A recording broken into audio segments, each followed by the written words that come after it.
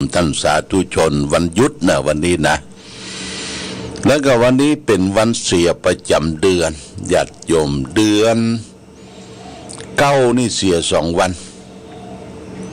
เกียง5 9ระวิจันทร์ตังเสียติดกับจันทร์เสีย2 วันเสียวันติดกับวันจันทร์วันเสียนั่นก็พึงเว้นจากการทำบุญที่เป็นมังกระเป็นมงคลกินแขกแต่งงานเฉลิมฉลองขึ้นบ้านใหม่แล้วนี่เป็นวันเสียพึงเว้นแล้วก็เสียศพเสียซากมาเป็นยังญาติโยมพอมันเสียไปแล้ววันนี้วันที่19ก็วันหยุดพี่น้องญาติโยมสาธุชนทั้งหลายก็อยู่กับบ้านกับจองทั้งสถานีวิทยุชุมชนคณะสงฆ์อำเภอฝางเขาก็จะเปิดซอญาติโยมนะเปิดซอคือเขาทั้งหลายป้าอุ้ยแม่อุ้ยได้รับทราบรับฟังเป็นขานขับขานเรื่องปีซอของร้านนาที่ฟังแล้วเข้าใจง่ายและจะให้เด็กๆลูกหลานเยาวชนได้มาฟังนั่นก็คงจะมาเข้าใจเนาะเพราะว่ากรรมบางกรรมนี่กรรมเมืองนะเมืองตึงแตกมาเข้าใจแต่ถ้าเขาเรียนรู้ศึกษาห้ำเฮียนก็คงจะเข้าใจเรื่องของการขับขานปีซอซึ่งเป็นวัฒนธรรมจารีตประเพณีโบราณกาลสืบสานกันมาวันนี้ก็จะสอนเรื่องประวัติของท่านครูบาเจ้าศรีวิจัยนะตั้งตอน1 ตอน 2เพื่อย้ำเตือนเพื่อศรัทธาญาติโยมได้ฟังเพราะว่าเดือนมิถุนายนนี่เป็นเดือนเกิดของท่านเจ้าครูบาศรีวิจัยวันที่11 มิถุนายนเนี่ยปีเสือปีขานที่วัดบ้านปางหมู่บ้านบ้านปางเพอลีละปูนครูบาเจ้าได้กำเนิดเกิดมาวันที่เกิดมาฟ้าร้องกวนครางฝนตกลมแรงป่อควายแม่สาก็ตั้งชื่อว่าอ้ายพาผ่าก็เป็นนักบุญเป็นผู้ได้สืบสานพระพุทธศาสนาได้คำทำคุณประโยชน์ให้แก่พี่น้องศรัทธาสาธุชนในล้านนานี่มากมายนะครูบาเจ้าศรีวิจัยเป็นผลงานทางศาสนวัตถุศาสนธรรมศาสนกรรมสอนโดยเฉพาะอย่างยิ่งการได้บูรณะปฏิสังขรณ์ก่อสร้างใหม่ที่หันชัดๆก็คือถนนที่ขึ้นดอยสุเทพนะญาติโยมนะถนนขึ้นดอยสุเทพศาลาการประเรียนหลวงวิหารหลวงวัดสวนดอกวัดพระสิงห์วัดพระธาตุริพุนชัยวัดพระเจ้าตงเอี้ยงพะเยาเนี่ยญาติโยมนะไปทุกที่ทุกแห่งทุกหนครูบาเจ้าได้ไปวันนี้ก็ฟังซอเนี่ยญาติโยมนะฟังซอวันนี้ได้มาพบกันนี่วันนี้หลวงพ่อก็จะเอาเรื่องพุทธธรรมนายนะญาติโยมนะพุทธธรรมนายคือพระพุทธเจ้าได้ทำนายไว้เมื่อ 2,000 กว่าปีไม่ใช่ทำนายเฉพาะในอินเดียนะเพิ่นทำนายทั่วโลกเนี่ยว่าเหตุการณ์บ้านเมืองจะเป็นจะได้ในสมัยนั้นคือมีการได้เข้าไปทูลถามองค์สมเด็จพระสัมมาสัมพุทธเจ้าก็คือ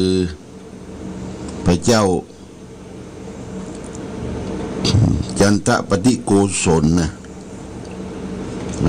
องค์พระเจ้าประทับที่วัดพระเจ้าประเสนทิโกศลเมื่อพระพุทธเจ้าประทับที่บุงสาวัตถีญาติโยมนะฟังเป็นตอนนะวันนี้อาจจะบรรจบมันมี16 16 ข้อที่สุบินนิมิตของพระเจ้าประเสนทิโกศลซึ่งได้ฝันราชปุโรหิตก่อนนำถึงความจริงที่พระองค์ได้ฝันเป็นนิมิตร้ายกับนิมิตดีนิมิตแปลว่าความฝันได้เข้าไปทูลถามพระบรมศาสดาพระสัมมาสัมพุทธเจ้าของเราซึ่งพระองค์ได้ยังรู้ถึงอนาคตที่จะมาภายหน้าจะแลรู้ถึงอดีตที่ผ่านพ้นมาและปัจจุบันญาติโยมท่านสาธุชนทั้งหลายแม้ในอดีตการสมเด็จพระสัมมาสัมพุทธเจ้าเมื่อครั้งที่ทรงเป็นเจ้าชายสิทธัตถกุมารก็ยังได้รับคำพยากรณ์พราหมณ์ต่างๆเนี่ยเพิ่งก็จะพยากรณ์ว่าพระพุทธเจ้าของเราเนี่ยได้กำเนิดประสูติมาในโลกเนี่ยซึ่งพราหมณ์ทั้งหลายได้ทำนายลักษณะพยากรณ์ของพระพุทธเจ้าเป็นสองประการคือหนึ่ง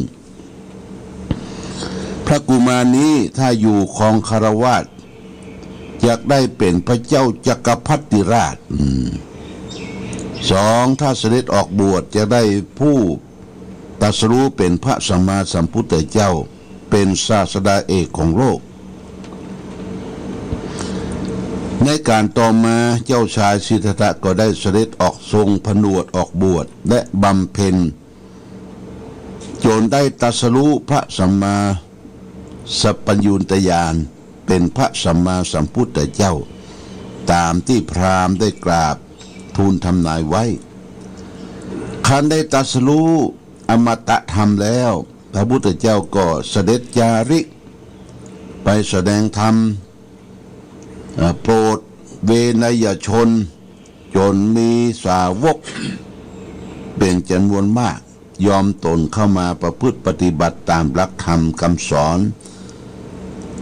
ของพระพุทธศาสนา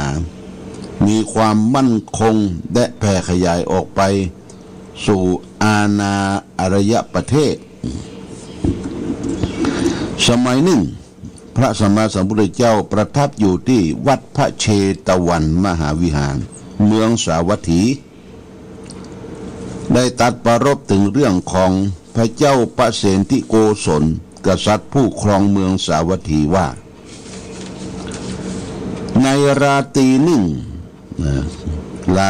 ก็คืนหนึ่งพระเจ้าประเสนทิโกศลบรรทมแล้วก็สุบินนิมิตเป็นสิ่งที่แปลกประหลาด16 ประการเมื่อถึงเวลาเจ้ารุ่งขึ้นจึงได้เรียกปุโรหิตเข้ามาเฝ้าและก็ตรัสบอกว่าถึงสุบินนิมิตนั้นเพื่อให้ปุโรหิตนำคำนายว่าเป็นนิมิตร้ายหรือดีราชปุโรหิตบรรลุถึงความเป็นจริงของพระสุบินนั้นจึงได้คาดคะเนกราบทูลว่าเป็นนิมิตร้ายวะเป็นนิมิตร้ายแต่ปุโรหิตทั้งหลายเนี่ยบอกฮู้แท้ว่าเป็นนิมิตร้ายจะทำให้เกิดทุกข์ภัยแก่พระราชาและราชสมบัติจึงได้กราบทูลและนำให้ทำพิธีบูชายันโดยการนำเอาสัตว์2 เท่า 4 เท่าชนิดละ500 ตัวมาฆ่าแล้วก็ใจเลือดสดญาติโยมนะใจเลือดสดบูชาสัตว์2 เท่าเนี่ยอย่างก็คือคนเนี่ยกันเนาะสัตว์2 เท่า 4 เท่าอย่างละ500ก่อนปุตโตจะมาบูชายัน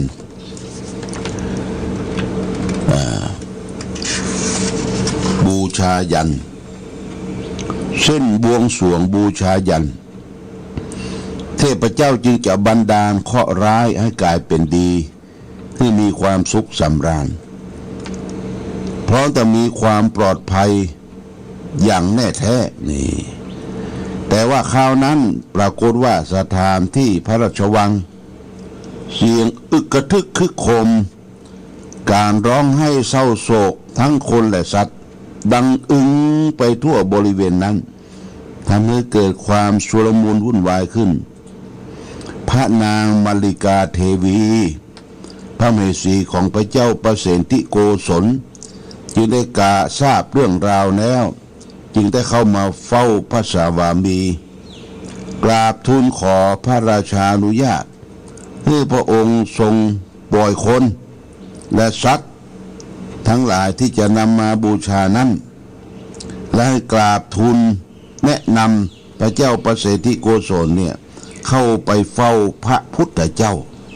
เพื่อกราบทูลเล่าเรื่องที่สุบินที่ได้ฝันนั้นให้พระพุทธองค์ได้ทรงพยากรณ์จักเป็นสิ่งที่ประเสริฐแท้พระเจ้าประเสนทิโกศลทรงพิจารณาเห็นเป็นสิ่งที่เรื่องดีตามคำกราบทูลของมเหสีจึงทรงรับเรื่องและก็ปล่อยชนคนทั้งหลายที่ได้จับมายังบูชายันนั้นแล้วก็ปล่อยไป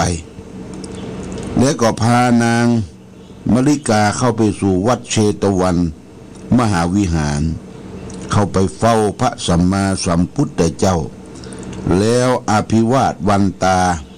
ใกล้พระยุคลบาทของพระพุทธเจ้ากราบบังคมทูลเล่าเรื่องสุบินนิมิต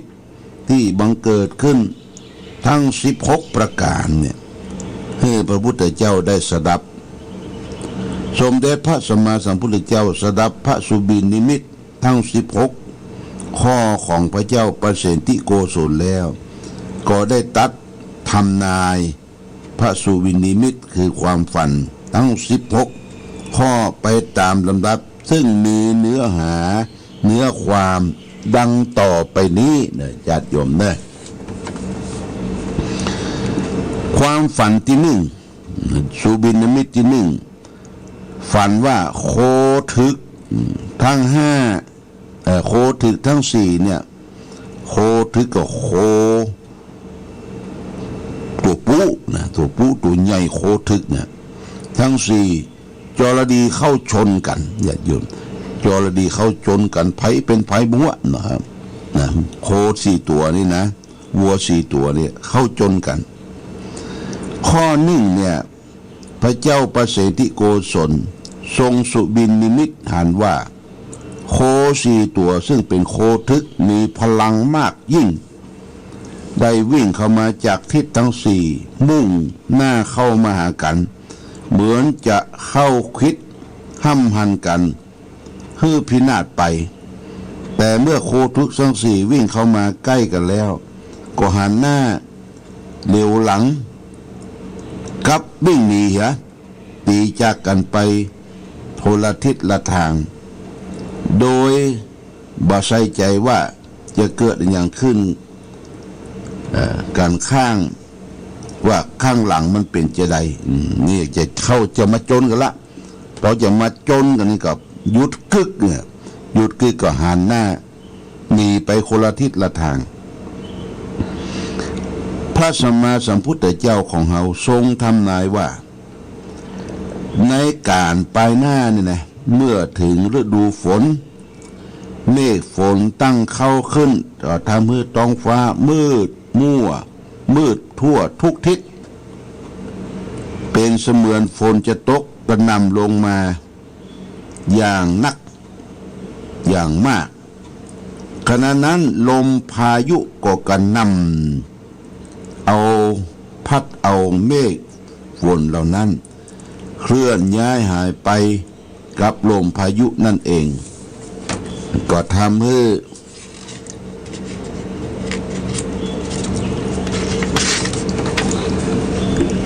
ฟ้าฝนบัดตกตามต้องฤดูกาลกลายเป็นความแห้งแล้งไปทั่วทุกสถานที่เกษตรกรก็ปลูกข้าวกล้าปลูกพืชพักผลไม้บ่ได้ตามฤดูกาลจึงทำให้เกิดความลำบากยากจนเพราะประกอบอาชีพทำการเกษตร ทำเลือกสวนได้นาบ่ได้ผลเมื่อเป็นเช่นนี้ชนทั้งหลายก็ต้องดิ้นรนขนขวายทำการประกอบกิจการเลี้ยงชีพการด้วยการเอาเปรียบกันกดขี่ข่มเหงซึ่งกันและกันแม้ข้าราชการและบ้านเมืองก็พลอยแสวงหาผลประโยชน์แก่ตนเองโดยรับเอาอามิสสินบนจากประชาชนคนทั้งหลายทำให้เกิดความทุกข์ความเดือดร้อนและมีความเหลื่อมล้ำกันบ่เท่าเทียมกันในสังคมจึงเป็นเหตุมาจากชนทั้งหลายบาประพฤติตามหลักศีลธรรมและจารีตประเพณีอันดีงามนั่นเองเนี่ยสุบินข้อที่1นะคำฝันข้อที่1ที่พระพุทธเจ้าได้ทำนายก็คือว่า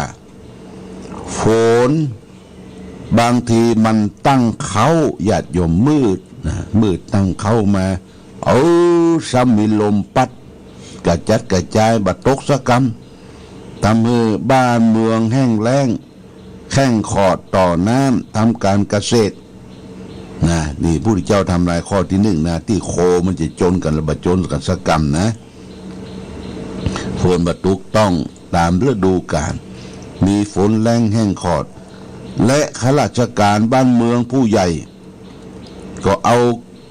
เปรียบกันกดขี่ข่มเหงพี่น้องประชาชนคนทั้งหลายได้รับความเดือดร้อนพืชพันธุ์ธัญญาหารเข้ากล้าไร่นาก็บ่ได้ผลตามความประสงค์นี่นิมิตข้อ1ความฝันข้อ1ได้ทำนายไว้มาจนถึงปัจจุบัน 2,000 ปีแล้วญาติโยมก็ลองคิดพิจารณาพระสัมมาสัมพุทธเจ้าเปิ้นพุทธทำนายเนี่ยเปิดให้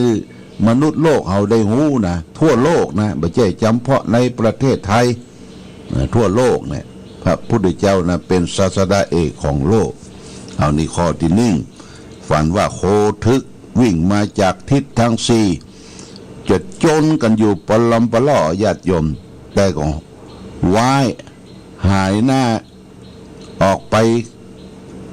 สู่ที่อยู่ของตนเองประจนกันสักกรรม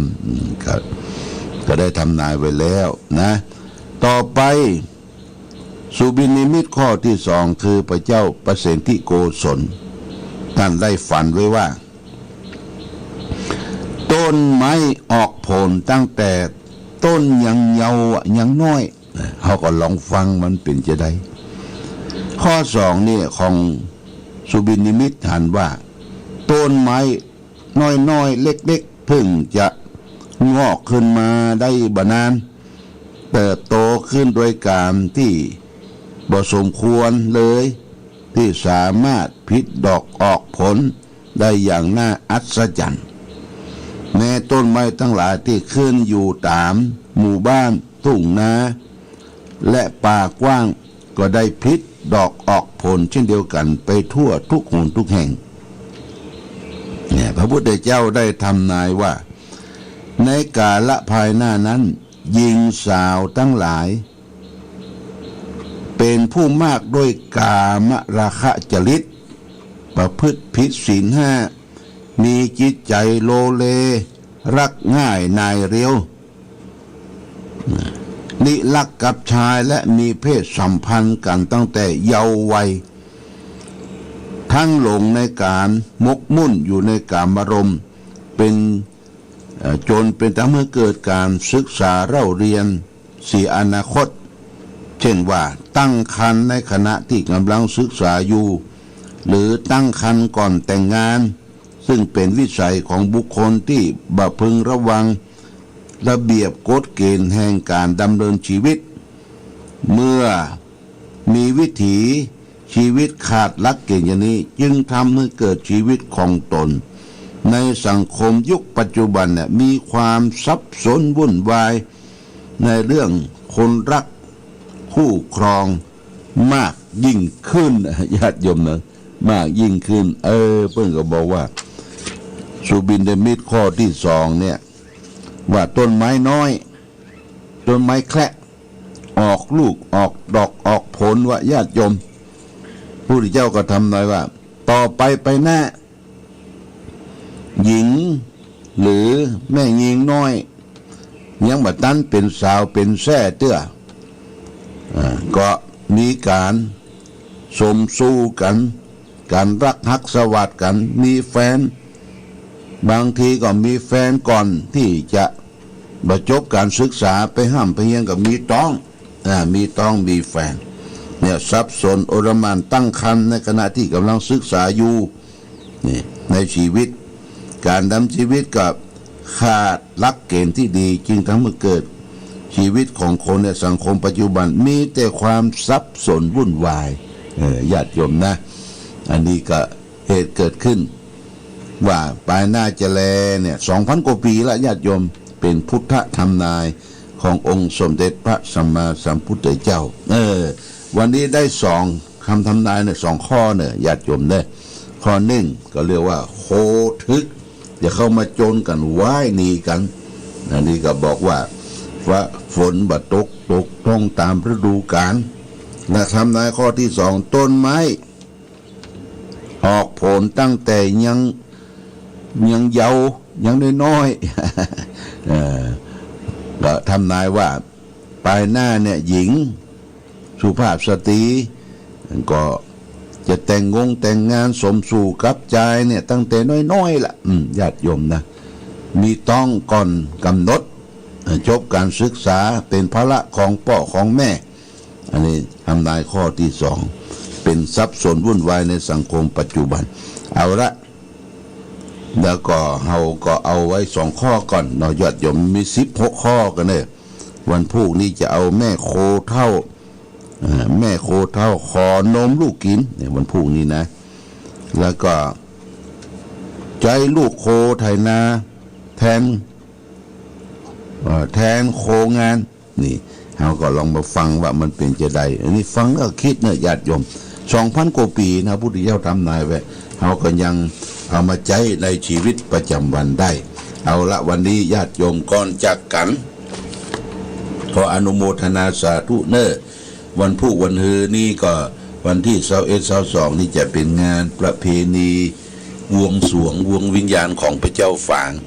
วันที่21 8 โมงนะญาติโยมในช่วงนี้ก็จะมาจุมกันเอาเครื่องเส้นเครื่องไหว้ดอกไม้ธูปเทียนสักการะซึ่งเป็นธูปหอมของหอมมาไหว้สาบารมีพระเจ้าฝางพระนางสามผิวแรม7 ค่ำเดือน 9แล้วก็รุ่งขึ้นเป็นวันที่22นี่แรม8 ค่ำเดือน 9เขาก็จะมีประเพณีส่งน้ำพระธาตุพระบาทพระเจ้าระแกงและครูบาเจ้าศรีวิจัยอันนี้ก็มาร่วมกันได้ก่อนอื่นขออนุโมทนากับญาติโยมที่ได้มาเพิ่มเติมในการเป็นเจ้าภาพก็มีป่อใจแม่คำธงชาติและเพลงชาติไทยเป็นสัญลักษณ์ของความเป็นไทย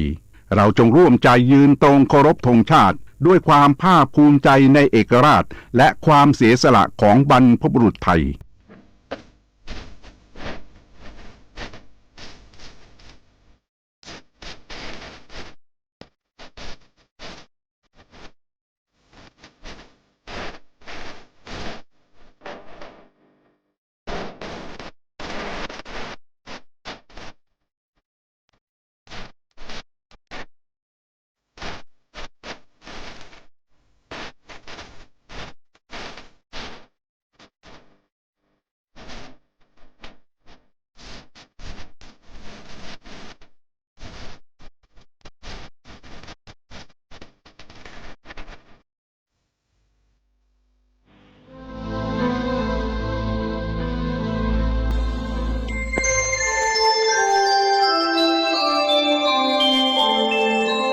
ขณะนี้